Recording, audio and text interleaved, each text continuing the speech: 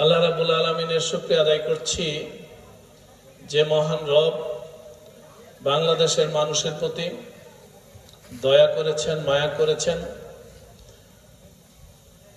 এবং বাংলাদেশকে একটি ফ্যাসিস্ট শক্তির হাত থেকে মুক্ত করে বাংলাদেশের মানুষকে স্বাভাবিক জীবনে চলাচল করার, বাক স্বাধীনতা ফিরিয়ে এনে কথা বলার সুযোগ করে দিয়েছেন।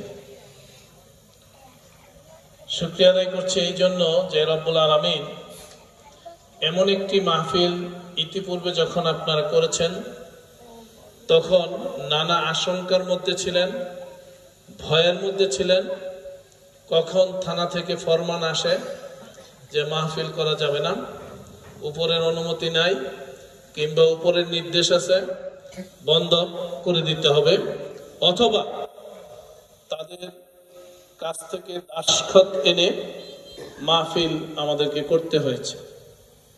কিন্তু এখন দ্বীন প্রচারের জন্য, ইসলাম প্রচারের জন্য, ঈমানের খোরাক অর্জনের জন্য এই জাতীয় মাহফিল আমরা অহরই দেখছি এবং করছি। কোথাও কোনো বাধা নেই, বাংলাদেশেরও কোনো সমস্যা হচ্ছে না, যেটা আগে বলতো যে সমস্যা আছে। এই জন্য শুকরিয়া আদায় করি, আলহামদুলিল্লাহ।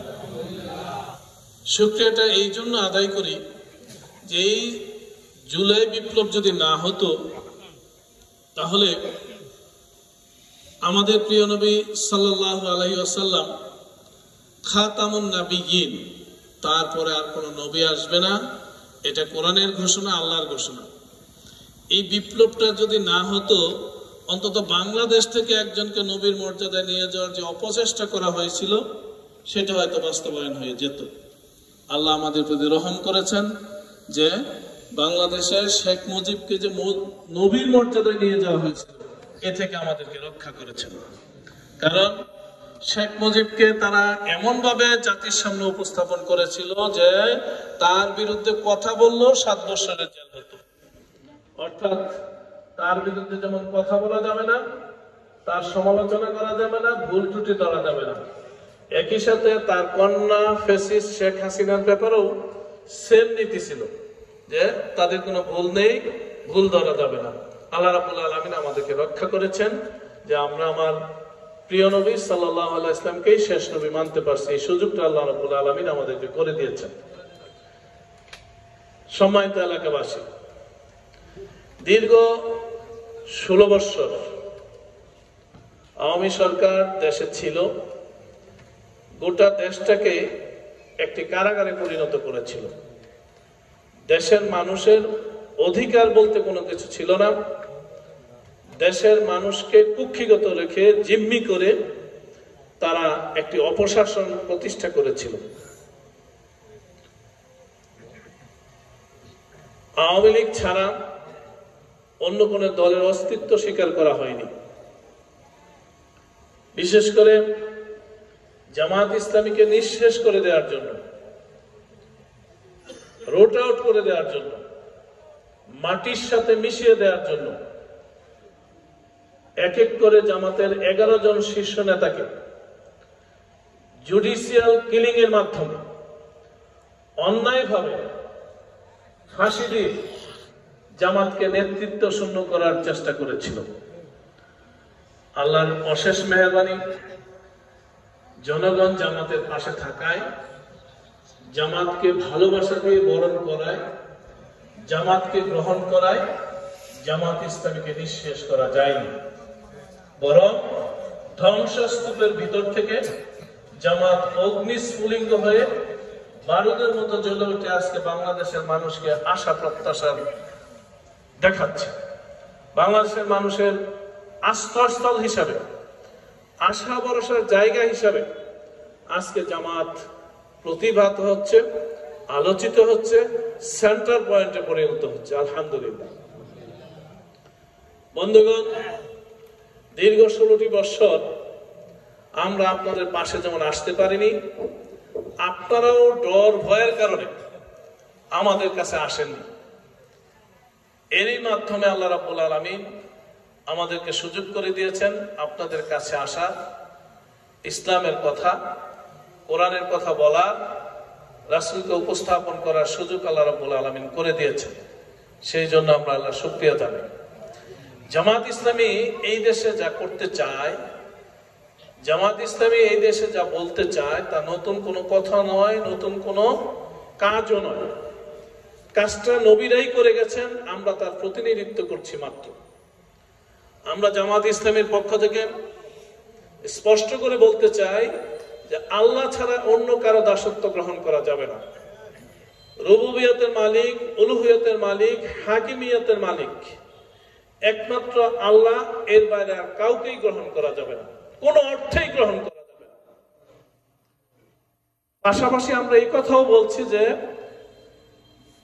মুহাম্মদুর রাসূলুল্লাহ সাল্লাল্লাহু আলাইহি ওয়াসাল্লামকে ছাড়া অন্য কাউকে নেতা হিসেবে গ্রহণ করা যাবে না, অন্য কারো নেতৃত্ব মানা যাবে না, কর্তৃত্ব মানা যাবে না, অন্য কারো পিছনে চলা যাবে না। আমরা এই কথা পরিষ্কারভাবে বলতে চাই।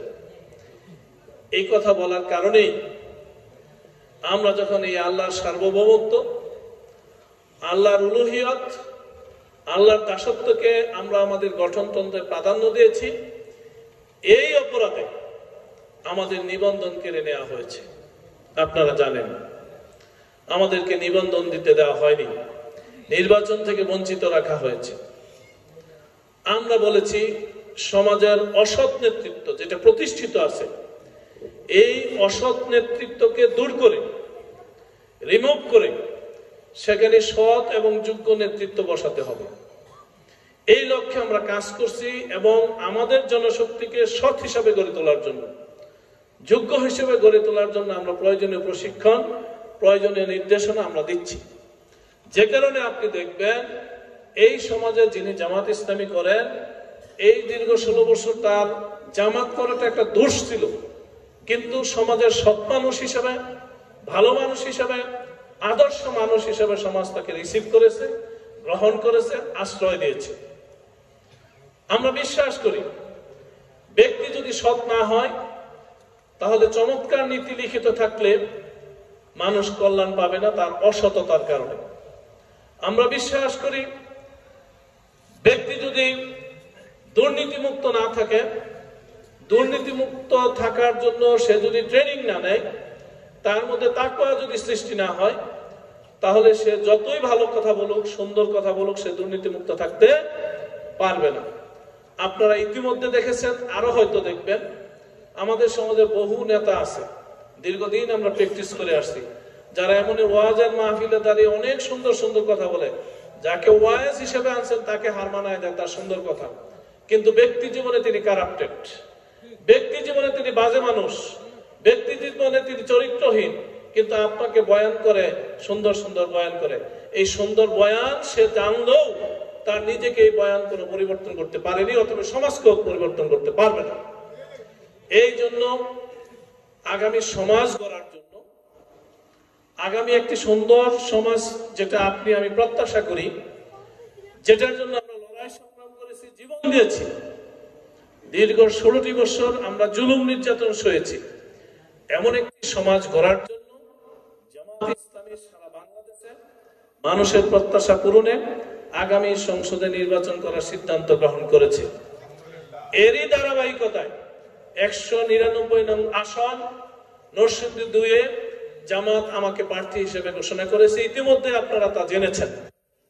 ব্যক্তিগতভাবে আমি একজন সাধারণ ঘরের মানুষ, আমি কৃষিকাজও যেমন করতে পারি, বোঝাও টানতে পারি, আমি ভিআইপি না, যে কারণে সবার সাথে চলার সক্ষমতা আল্লাহ রাব্বুল আলামিন আমাকে দিয়েছেন। আপনারা যতটুকু জানেন, আমি যেহেতু আপনার পাশের গ্রামের একটি মাদ্রাসায় দীর্ঘ 25 বছর যাবত শিক্ষকতা করছি, সেখানে ভাইস প্রিন্সিপাল হিসেবে আছি। খোঁজখবর নিয়ে দেখবেন যে আমি আমজাদ ভাইস প্রিন্সিপাল হিসেবে এই 25 বছরে কোনো কারাপশনের সাথে, দুর্নীতির সাথে, অন্যায়ের সাথে আমি আপোষ করছি কিনা, আলহামদুলিল্লাহ পাবেন না। কারণ অন্যায়ের সাথে আপোষ করার নীতিতে আমি ছোট সময় থেকে বিশ্বাসী না, যে কারণে আপোষহীন ছিলাম। আমি আমার গ্রামও আপোষহীন ছিলাম।